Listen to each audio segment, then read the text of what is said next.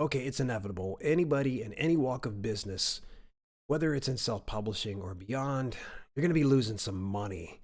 But sometimes I see people unnecessarily losing money, and I want to stop that. So here's 7 reasons your online book publishing business loses money. We're going to talk about that in today's podcast, so make sure that you stay tuned. This podcast is sponsored by the DIY Publishing Course. Get your hands on the most comprehensive course on do-it-yourself publishing mastery that has helped over 1,100 self-publishers to date. Wow. With about 355 videos and downloadable resources, you'll never run out of content to help elevate your self-publishing game.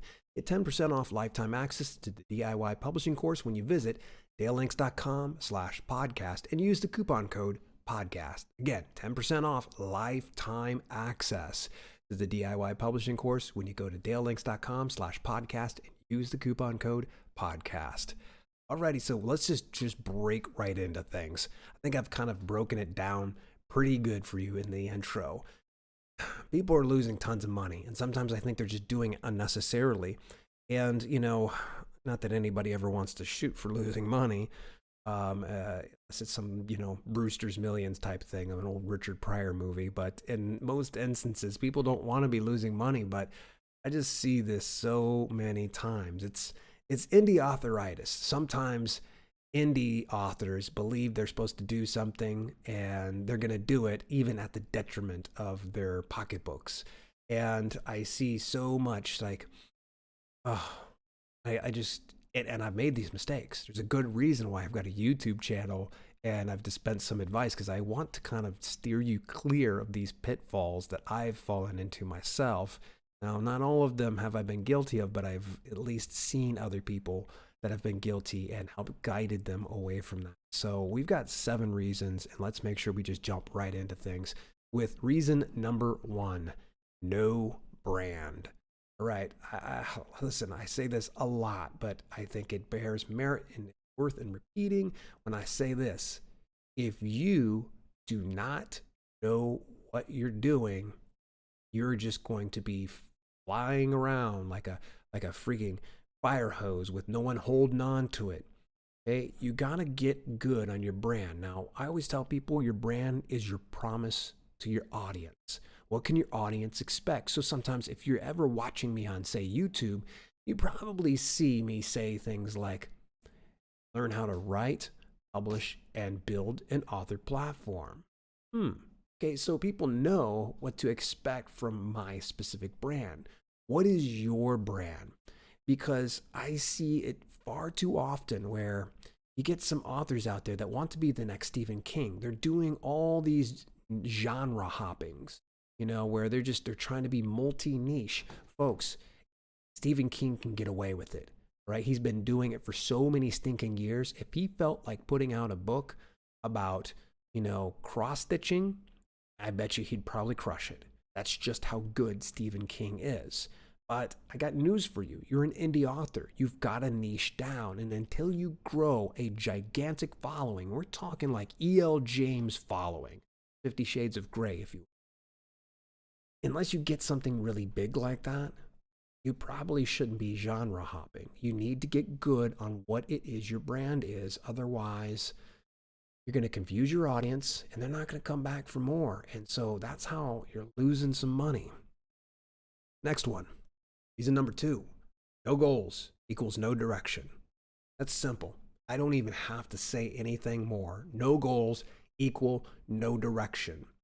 If you're getting up and blindly writing every single day and you're publishing blindly and you're not really having any kind of goal, then don't be surprised when you're like, I don't understand. I'm losing money in my business. Well, you need to have a goal planned out. You need to have vision. You need to have a game plan on what you're going to be doing, the direction you're going to be headed. Otherwise, this is like putting on a blindfold, being spun around a few times, and then being told, okay, hit the bullseye. Yeah, you'll be lucky. And sure, every now and then I hear some people say, a squirrel gets its nut every now and then. A blind squirrel gets its nut. Well, don't expect to be the blind squirrel, okay? gets that nut. You're going to be the blind squirrel not getting that nut, and that's just that. So no goals equals no direction. Get good on it. Write down your goals, plan it out in micro chunks and how you're going to get to it. Use that as a roadmap to get to where you want to go. So you're not losing a ton of money. Number 3, not enough assets. Okay, so this one right here, there are some exceptions to this rule, but for the most part, if you're just publishing one single book, be prepared in having to really produce more assets to support that. You could probably be, for instance, putting out a lead magnet that draws in more email newsletters.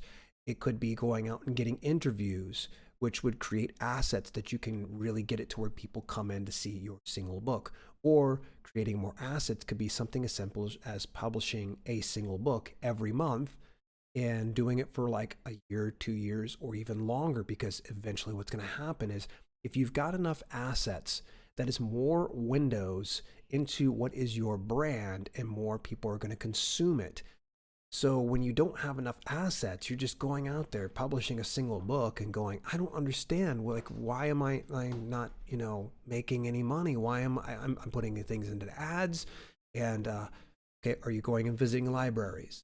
Are you doing any interviews? Have you tried doing a YouTube channel? Are you doing any guest blog posts? Do you even have a website? So there's so many areas of opportunity. If you're losing money or not making any, or your book is just floundering, then I would really recommend that you start to think about assets. How can you get out there more, create more assets for your self-publishing brand? All right.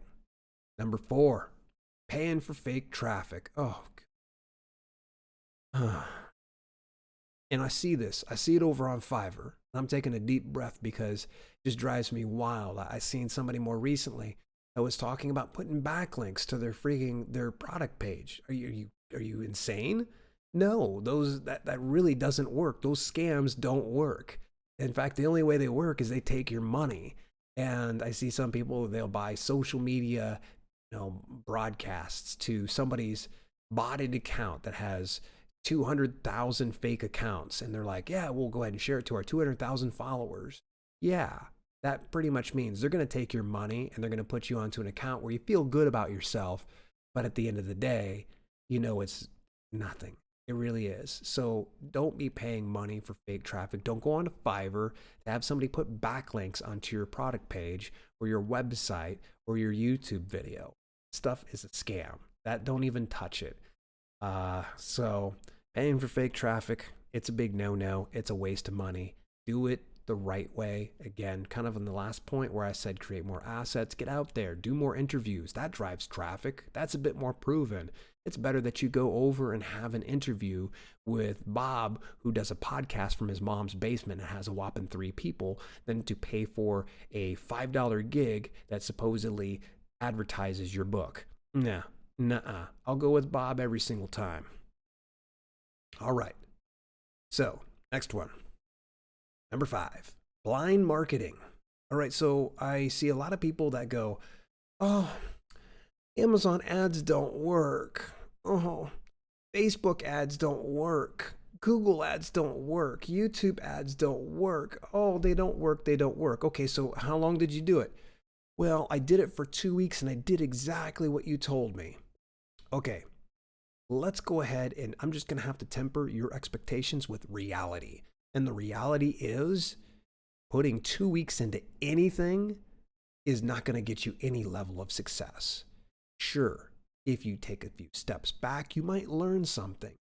But that's the whole thing. If you're trying to just blindly market out to every single avenue without first understanding how it functions and how you can best leverage it, then yeah, you're going to have some issues. I hate to put it this way, but it's not going to take 2 weeks. Heck, it's not going to take a month. It's going to probably take 3 months, 6 months, even maybe a year or more. Heck, it took me that long to figure out Amazon advertising, about a year or more before I was like, light bulb went above the head. And I'm like, oh my gosh, there's my aha moment. So if you're going to do any kind of marketing, get on one direction, go for it.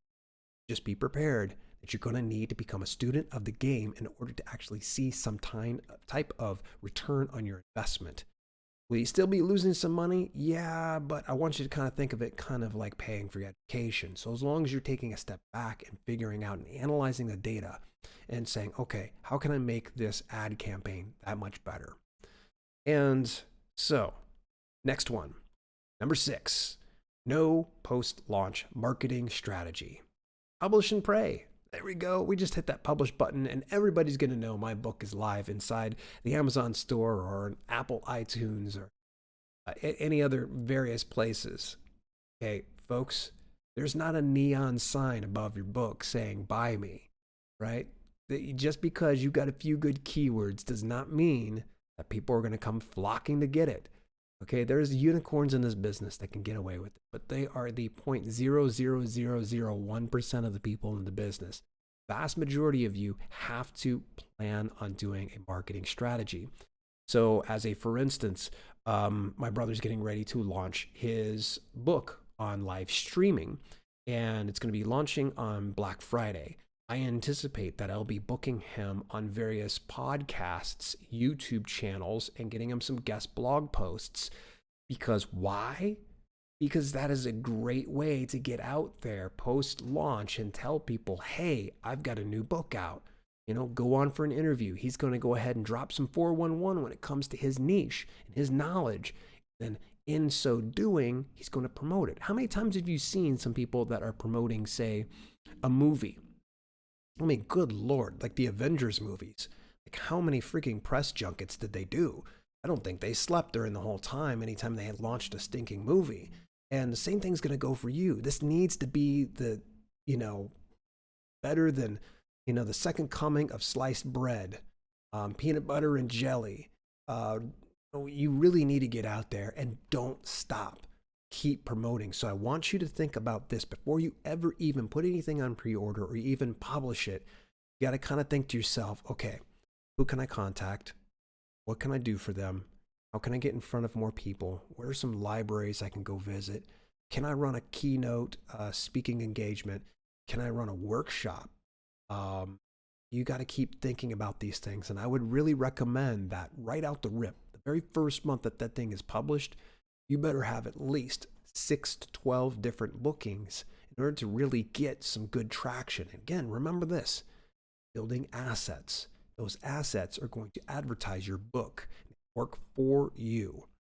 Alrighty, so I've got one final tip. Before I do get into that last tip, I do want to let you know you can join me every Wednesday at 6 p.m. Eastern Standard Time, and that's Saturday at 12 p.m. Eastern Standard Time at dalelinks.com/live. Self-Publishing with Dale over on YouTube. It's a live one. It's always a blast. Of course, join me for the podcast recording every Monday at 12 p.m. Eastern Standard Time on twitch.tv/self-publish. Remember, you can subscribe for free with your Amazon Prime. See how to do it at dalelinks.com/Twitch Prime. All right, last point, number 7. This one's probably the biggest one and one I can't stress enough.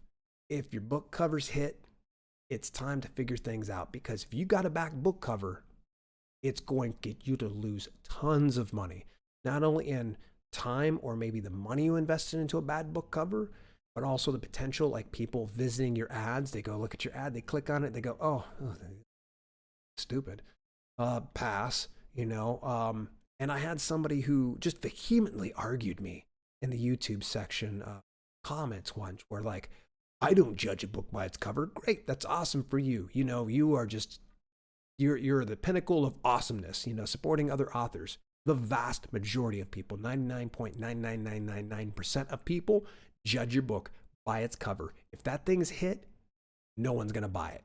Okay? So let's get good on this. You need to start being realistic. And I always recommend this. When you're getting ready to launch a book, you need to create 3 different iterations of your publication, of your cover. And then you're going to go and you're going to poll your audience. If you don't have an audience, poll your peers. Have people choose the cover they like best, and then have them give you constructive feedback. Tell them, hey, I need to kind of learn just a little bit more. Could you be honest? Pull no punches with me. What are some areas that you think are really awesome?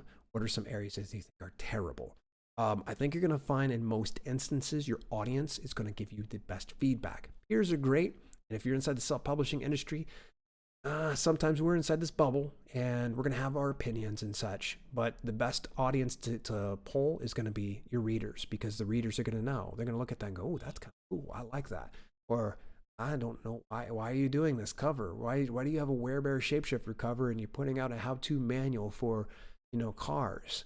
I've seen it happen so many times before. I think I'd seen someone's book cover one time. It's for decluttering, and it looked like it was a horror novel cover. Wow, that is completely the wrong type of niche that you have here. So that is the 7 points that I wanted to share with you. Reasons your online book publishing business loses money. Hey, just a little bit of a small ask. If you could do me a favor, subscribe or follow me on your preferred podcast platform and leave a review. In the meantime, in between time, this has been Self-Publishing with Dale, and I will talk to you next week.